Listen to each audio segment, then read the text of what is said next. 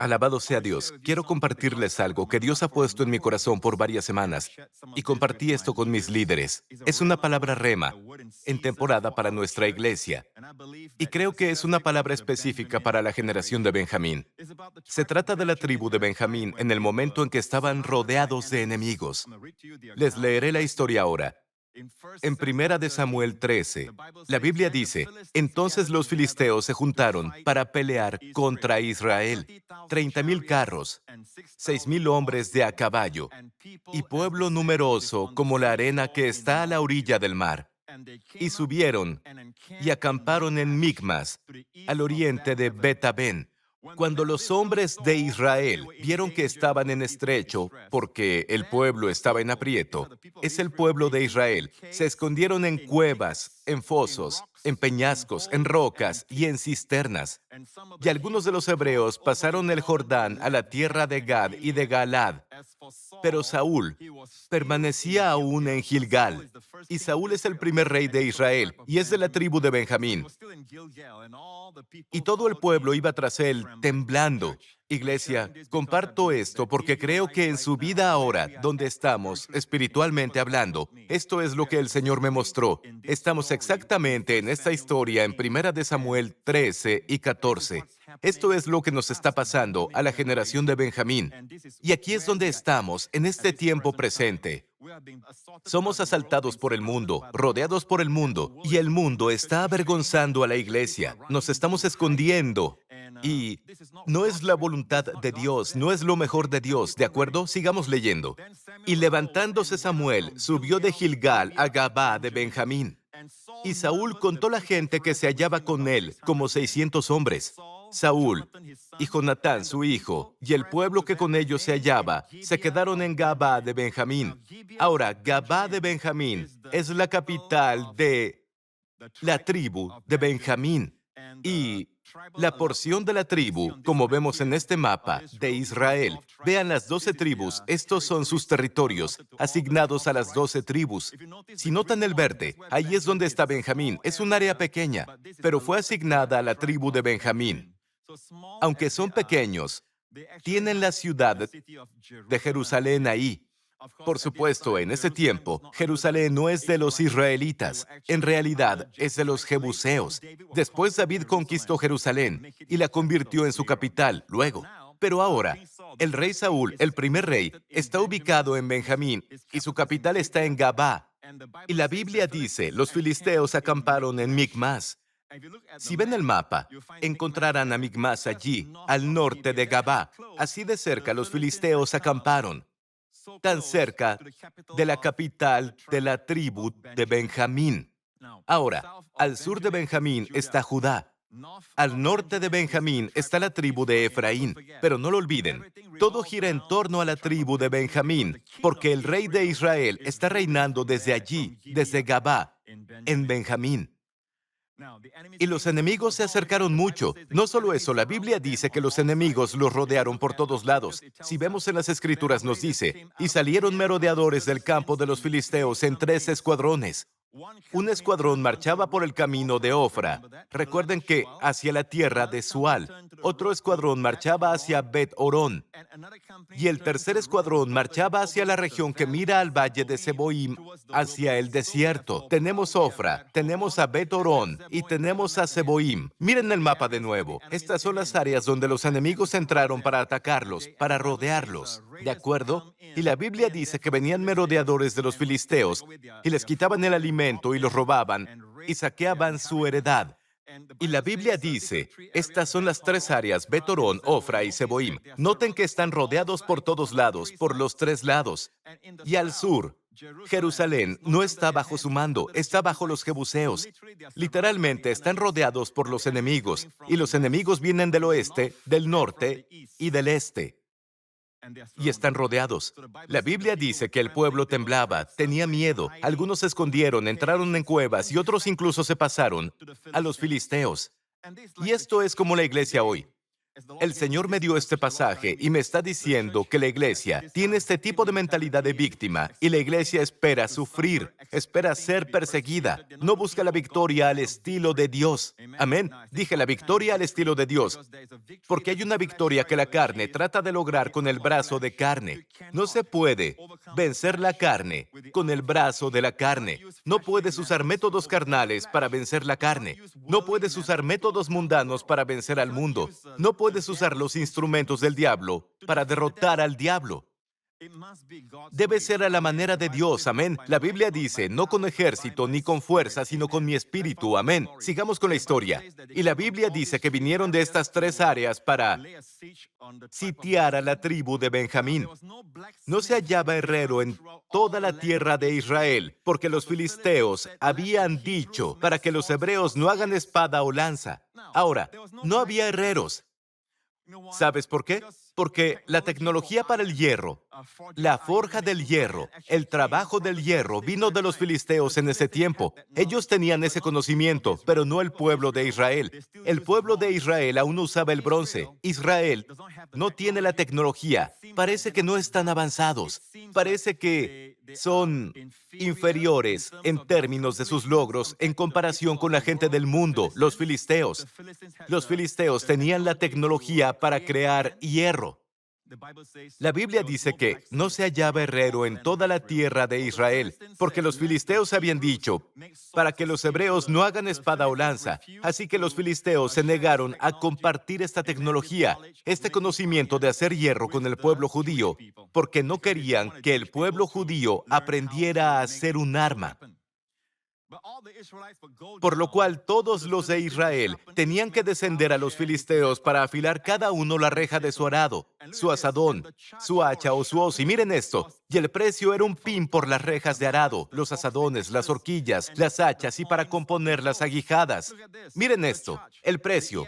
Otra traducción dice, esta es la cantidad, y el cargo era 2/3 de un ciclo. Eso es caro, para las rejas de arado y para los asadones. Y la tercera parte de un ciclo para afilar las hachas y para componer las aguijadas.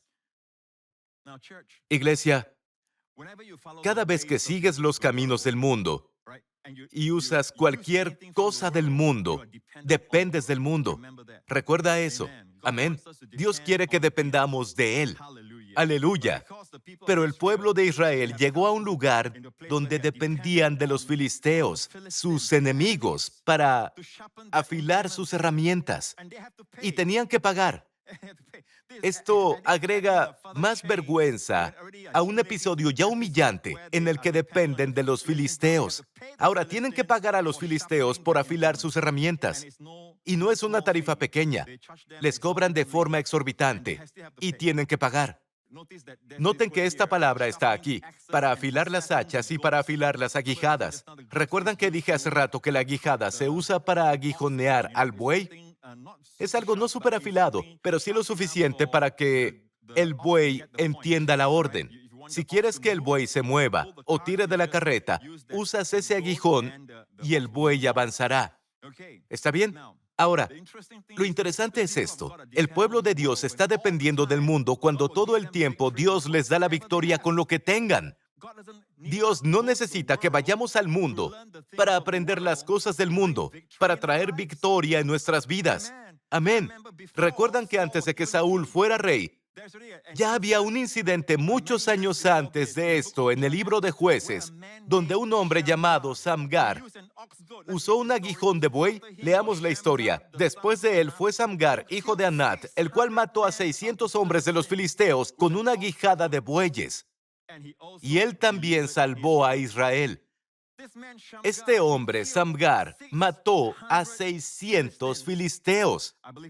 Creo que no todos a la vez, en diferentes momentos, pero la única arma que tenía era una aguijada de bueyes. Una aguijada, eso es todo lo que tenía. No tenía espada de hierro o lanza de hierro. Solo tenía una aguijada para bueyes. Pero tenía al Señor, aleluya. Y el Señor una y otra vez, la Biblia nos dice que no había una espada en la mano de David. Todo lo que tenía era la piedra y la honda, ¿verdad? Y el gigante filisteo, el campeón de los filisteos, se vino abajo. Aleluya. Y David usó la espada de Goliat para decapitarlo. Vemos también en la vida de Sansón, en el libro de Jueces.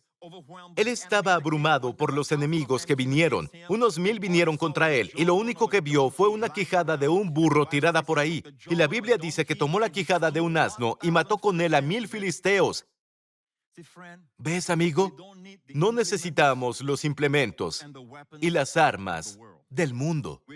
No necesitamos ir a ellos para usar lo que tienen, para lograr la victoria en nuestras vidas. La Biblia le dice al pueblo de Dios: no amen al mundo, ni las cosas que están en el mundo. Si alguno ama al mundo, el amor del Padre no está en él. La iglesia, la palabra iglesia, su nombre proviene del griego eclesia. Eclesia significa llamado. ¿Llamado de qué? Llamado fuera del mundo. Estamos en el mundo, pero no somos del mundo. Y he observado esto acerca de la iglesia. A lo largo de la historia de la iglesia hasta nuestros días, cada vez que la iglesia de Jesucristo trata de ser como el mundo, trata de imitar al mundo, trata de adoptar los sistemas del mundo en sus asuntos, en sus vidas, en su iglesia, siempre caen debajo del mundo. Terminan en un lugar donde Dios dice: el Señor te pondrá por cabeza y no por cola. Terminan siendo la cola y el mundo se convierte en su cabeza. Terminan avergonzados. Amén. El mundo tiene que ver con los deseos de la carne, los deseos de los ojos. Amén. Tener mucho dinero. Y esa es tu búsqueda en la vida. Y conseguirlo rápido. Estar orgulloso, el orgullo de la vida. Todo esto es del mundo. Y cualquier cosa, cualquier invento o creación que venga del mundo que les dé estas cosas, saben que es el mundo. Este es el filisteo que intenta meterse en tu vida para robarte tu herencia, porque Dios te ha puesto más alto que el mundo. El Señor Dios te exaltará sobre todas las naciones de la tierra, y todas estas bendiciones vendrán sobre ti y te alcanzarán. Lo primero que Él hace antes de que todas las bendiciones vengan sobre ti y te alcancen, Él te pone en alto. Amén. Y eso nos ha pasado. La promesa a los hijos de Israel en Deuteronomio 28 es nuestra realidad. Alabado sea el Señor. Estamos sentados con Cristo en los lugares celestiales y somos bendecidos con toda bendición espiritual en los lugares celestiales en Cristo. Alabado sea el Señor. Y estas bendiciones espirituales, esta sabiduría se traduce en algo material también. Amén. Las bendiciones espirituales no significa que solo son celestiales y no de la tierra. No, son bendiciones espirituales porque todo lo que los hijos de Israel tienen, aún en lo natural, cualquier cosa que les pase, que haga, que anden en favor y prosperidad, es gracias a la bendición espiritual de la sabiduría, por ejemplo, o la bendición espiritual del favor, o el poder espiritual para obtener riquezas. Amén, que se promete en Deuteronomio 8:18. Todo esto es de la Biblia, pero el poder, Dios no dice te doy riquezas, Dios dice te doy el poder. Amén, y ese poder viene de Dios. Te doy el poder de conseguir riqueza. Amén. Alabado sea el Señor. Volvamos a la historia de los israelitas. Así aconteció que en el día de la batalla no se halló espada ni lanza en mano de ninguno del pueblo que estaban con Saúl y con Jonatán, excepto Saúl y Jonatán, su hijo, que las tenían. Y la guarnición de los filisteos avanzó hasta el paso de Micmas. He estado allí, en Micmas. Y allí es donde el siguiente capítulo nos trae la historia de Jonatán. No olviden que estaban rodeados por los 3 frentes. Amén. Y detrás de ellos estaban los jebuseos. Literalmente estaban bajo asedio.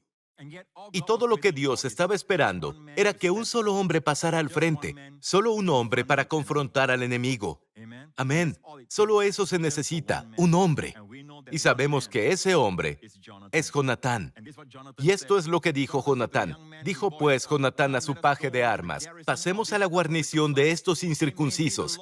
Quizá haga algo el Señor por nosotros, pues no es difícil para el Señor salvar con muchos o con pocos. No es difícil para el Señor salvar con muchos o con pocos. No es una cuestión de muchos o pocos. Nada impide que el Señor salve. El Señor es un Salvador. Él quiere salvarte incluso en tu situación. Alabado sea el Señor. No solo salvarte de la destrucción eterna, salvarte de la condenación, sino salvarte, incluso en tu situación ahora. Cada día, Él quiere ser un salvador para ti, pero Él no está restringido por los medios. Amén. De hecho, Él usa más medios simples, como tus palabras. Amén. Un gesto simple, una palabra simple, un toque simple. Alabado sea el Señor. Veamos qué pasó cuando Jonatán subió allí. Se mostraron a la guarnición de los filisteos y dijeron: «He aquí los hebreos salen de las cavernas donde se habían escondido». Y los hombres de la guarnición respondieron a Jonatán y a su paje de armas: «Suban a nosotros y les haremos saber una cosa». Jonatán dijo a su paje de armas: «Sube tras de mí, porque el Señor los ha entregado en manos de Israel». Ahora, hay algo que diría la sabiduría mundana. En el arte de la guerra, cuentan que el que domina el terreno más alto siempre ganará. Esa es la sabiduría del mundo. El que esté en la elevación más alta, amén, ganará. La batalla ganará la guerra. Pero aquí es lo opuesto. Recuerden esto, antes de perseguir la sabiduría del mundo, amén, con Dios, a veces es lo contrario. Es cuando llamaron a Jonatán para que subiera, cuando está en desventaja en lo natural para Jonatán y su escudero. Amén. Pero para ellos es una señal de que el Señor está diciendo: cuanto más difícil, amén, cuanto más difícil los filisteos intenten hacerte las cosas, lo haré simple y ganarás fácilmente. ¿Y saben qué pasó arriba? Y subió Jonatán trepando con sus manos y sus pies, y tras él su paje de armas. Y a los que caían delante de Jonatán, su paje de armas que iba tras él los mataba. Y fue esta primera matanza que hicieron Jonatán y su paje de armas, como 20 hombres en el espacio de una media yugada de tierra. Sigamos leyendo. Y hubo pánico en el campamento filisteo, y por el campo, y entre toda la guarnición y los merodeadores tuvieron pánico, y la tierra tembló. Hubo gran consternación, y los centinelas de Saúl vieron desde Gabá de Benjamín cómo la multitud. ¿Recuerdan que Saúl estaba en Gabá, en su capital? Desde Gabá puedes ver Micmas, puedes ver a los filisteos reunidos allí, y es como una enorme sombra, como de una nube a lo lejos, y todos los filisteos huyeron de dos de ellos. Y Saúl vio que eso sucedía, y la multitud estaba turbada, e iban de un lado a otro. Saúl dijo al pueblo que estaba con él: «Pasen revista, y vean quién se ha ido de los nuestros». Pasaron revista, y he aquí que faltaba Jonatán y su paje de armas. Y Saúl dijo a Ahías, que es el bisnieto de Elí, el sumo sacerdote de la historia de Silo: «Trae el arca de Dios». Por cierto, la palabra arca aquí es una traducción que ha causado algunos problemas, porque en este tiempo el arca del pacto estaba en Kiriat Jearim. ¿Recuerdan eso?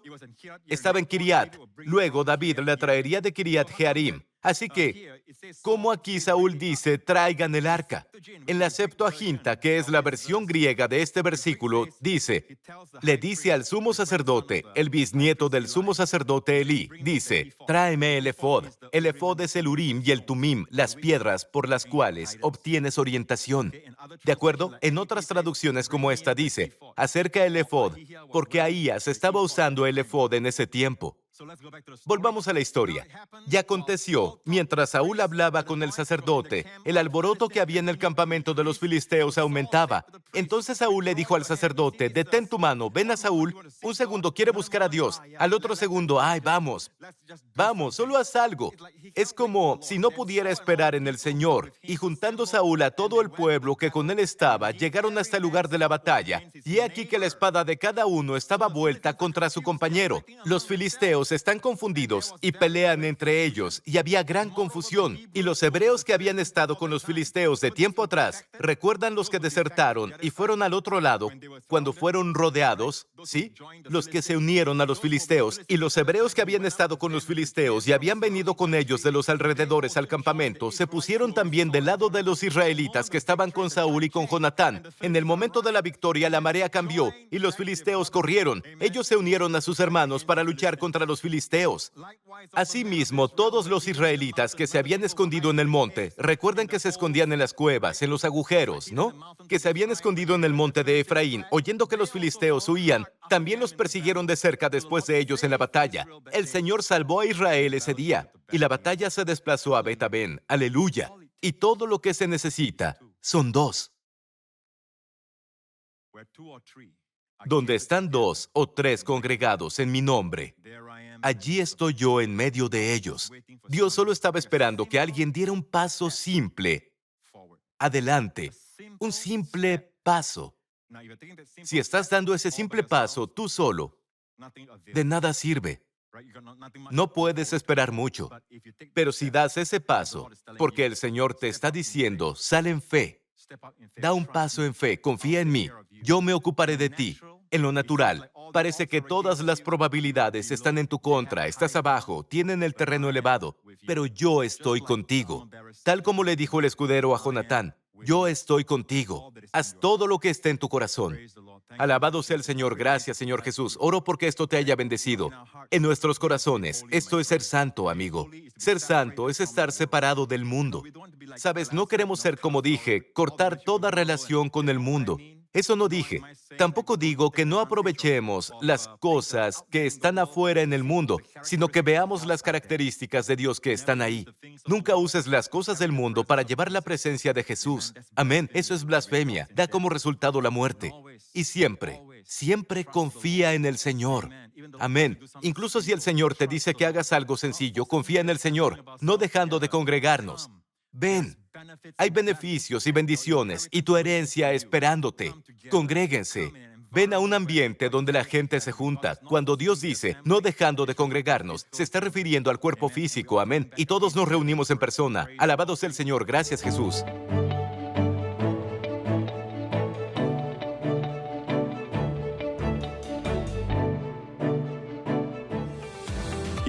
Si fuiste bendecido por este video, por favor comenta qué fue lo que te habló a ti.